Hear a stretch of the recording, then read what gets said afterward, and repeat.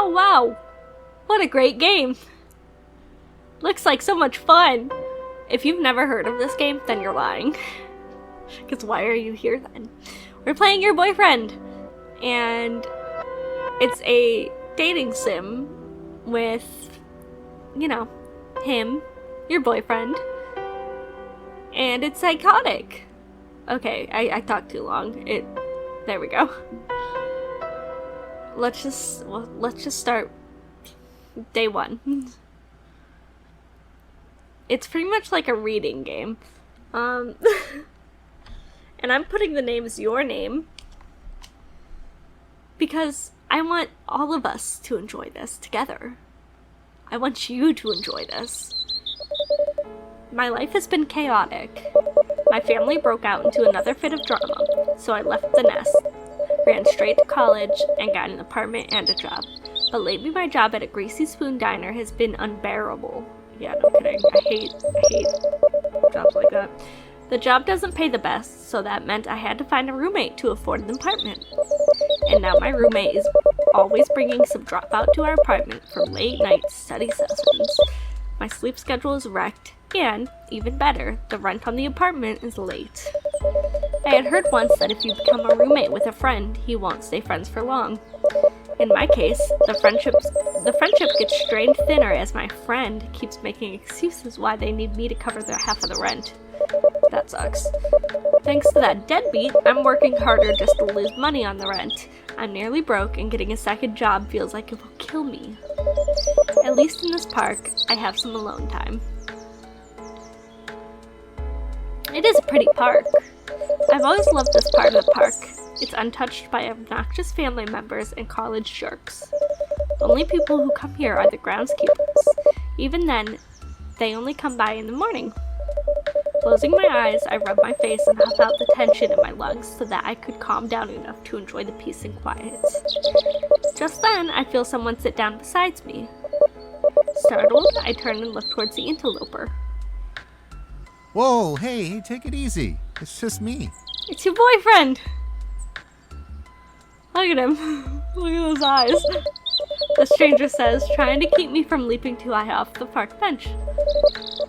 You're a jumpy one, aren't ya? He smiles and scoots himself closer to me, shyly and awkwardly. I keep my eyes on him, unsure what his intentions are. His unblinking eyes don't stray from mine, not once. So, are you waiting for a family member or a friend? It just seems kind of odd for you to be sitting here, all alone like this, and so far away from the jogging track. The chill runs down my spine. I cross my arms over my chest and slide myself away from him and closer to the edge of the bench. How often does the same person walk up to you out of the blue and start asking such questions? They don't. Not often, for me at least. He picks up on my unease and refrains from sliding any closer. He crosses his fingers in between his legs and smiled warmly. I mean, you don't look like a groundskeeper, or one of the old people feeding pigeons after doing Tai Chi. No, I'm just getting some alone time to myself. Things have been pretty intense lately. He scoots himself even closer, his hands nearly touching mine as he smiles shyly. Look, I know this is sudden. Very sudden. But may I have the pleasure in taking you out to dinner? Can I have the pleasure? Never mind, he was the weird one. I can't tell if he's a bit awkward or just eccentric. What? Why? Why did he have such an interest in me? Well, I'm your boyfriend. Isn't that why you're here? Yeah, it's totally why I'm here.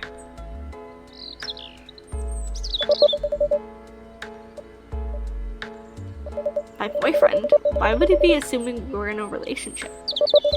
There's an awkward silence as the stranger sits, patiently waiting for my answer. We could say, dinner does sound nice. What? No, or just nothing. We're gonna agree to the date. I guess. It's not like I'm doing anything anyways, and it would be a nice break from the monotone. God knows I could stand to forget my problems for a few hours, and this guy seems interesting enough to keep my mind off things. Really? That's great.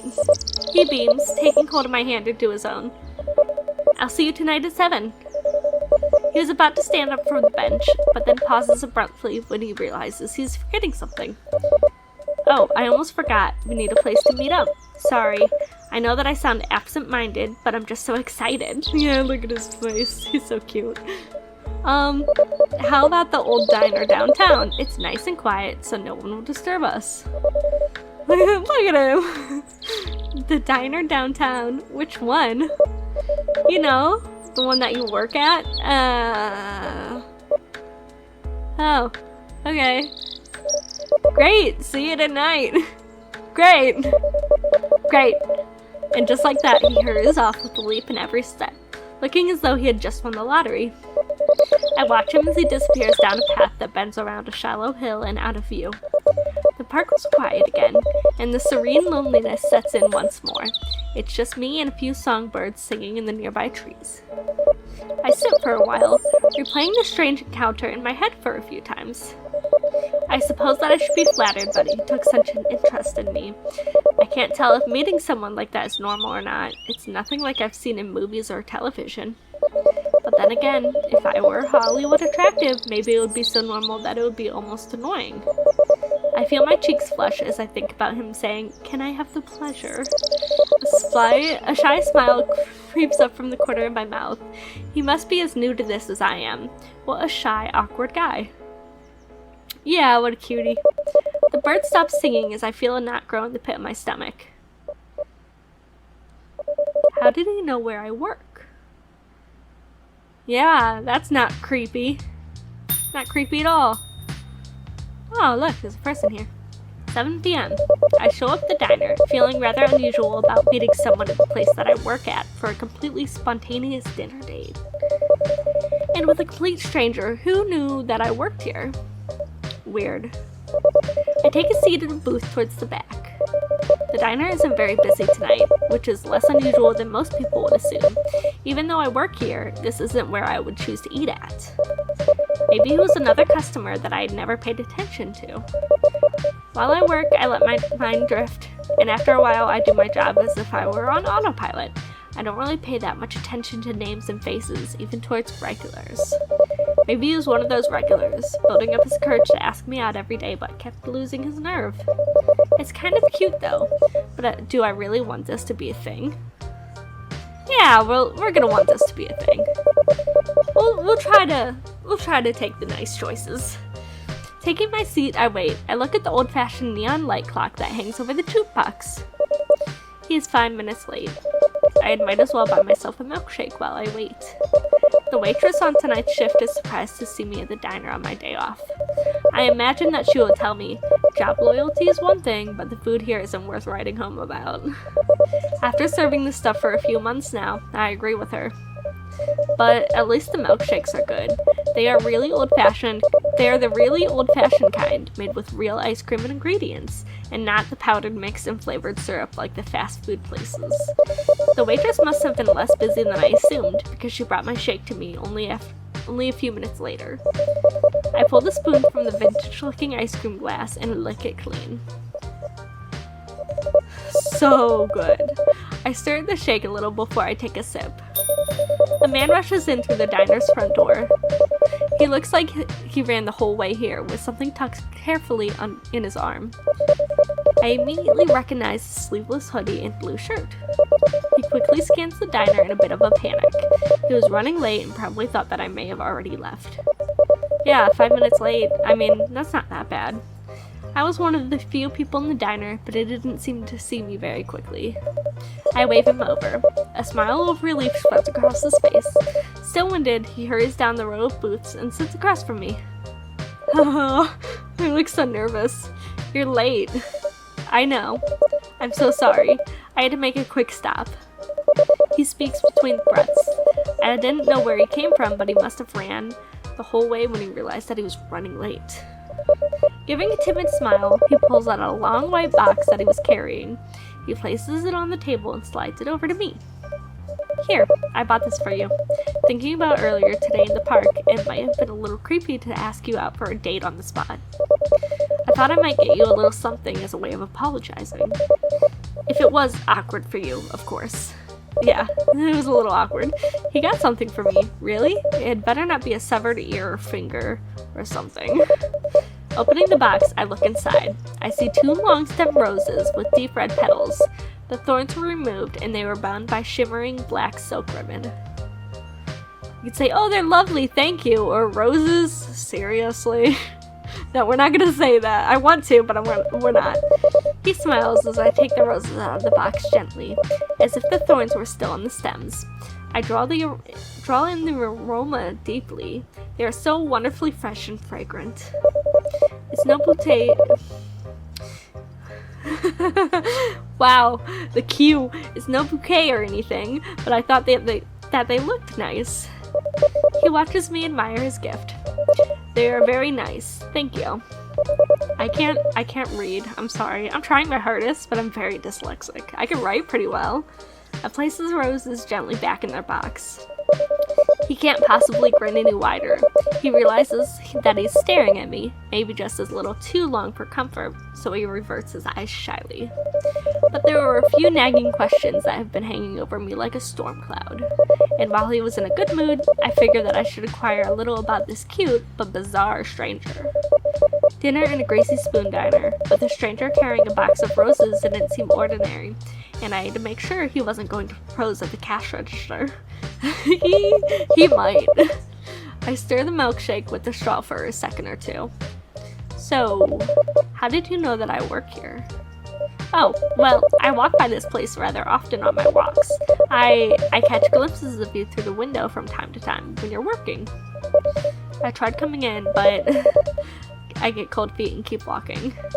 Like a loser. He glares down at the table shamefully. I reach over and give his hand a reassuring pat. No, you're not a loser. Do you know what? I don't even know your name. My name? The smile on his face fades into a slight grimace before his gaze drifts off to the side. I really don't like my name. Honestly, I'd rather be called something else, like a nickname or something.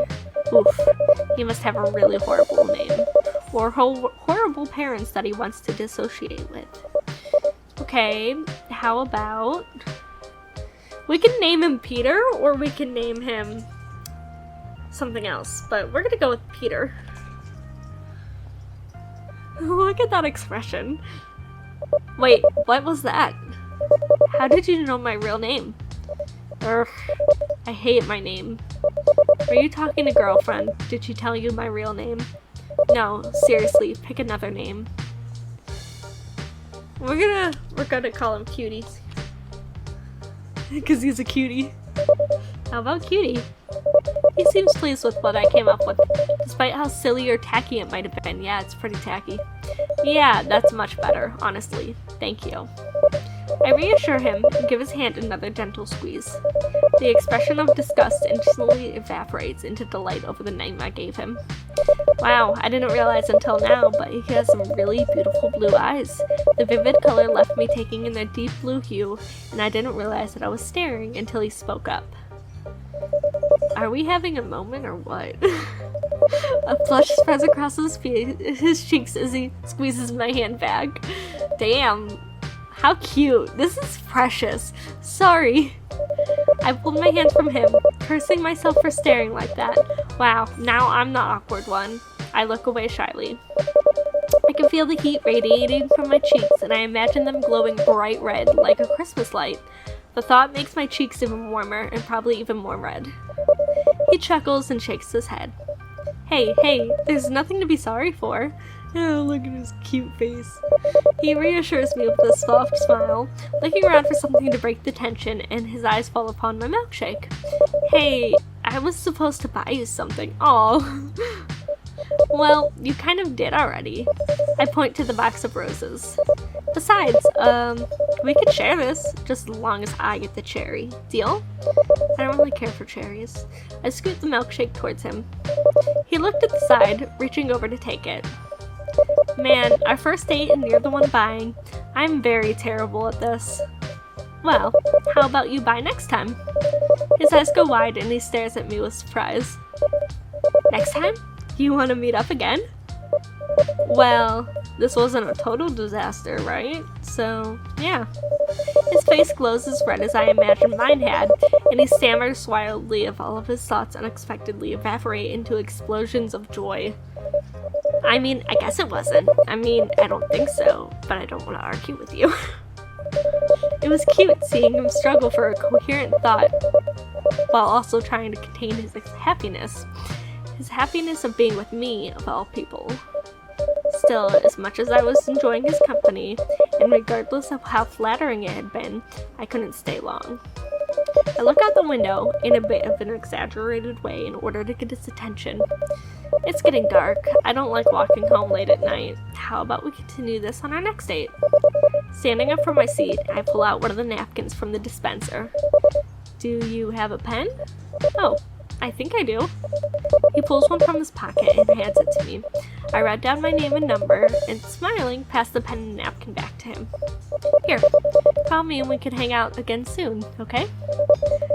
Taking pen and napkin from my hand, he gazes down to the number in complete awe before looking back up to me.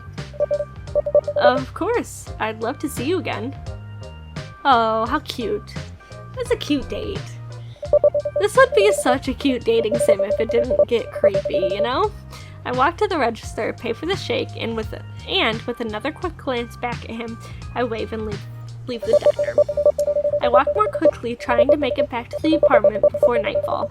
It gets colder outside, but for some reason I feel warm the whole walk back. Yeah, 'cause you had a cute date, that's why. So cute. Once I'm finally back in my apartment, I quietly walk to my room so that I don't disturb my roommate. Judging by the thumping and moaning sounds coming from the other side of the wall, they seem to be having another study session. Fuck, I wish that they would be more quiet. I have to live here too. Yeah, that's very rude. You're in an apartment for no less.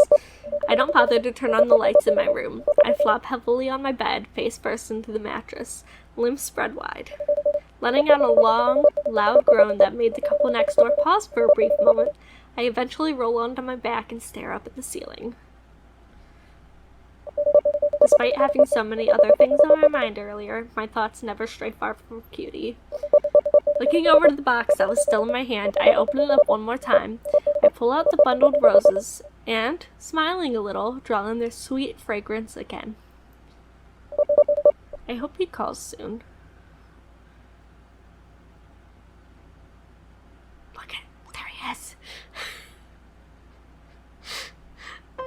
Yeah, so I've actually already played, I believe, the first 3 episodes.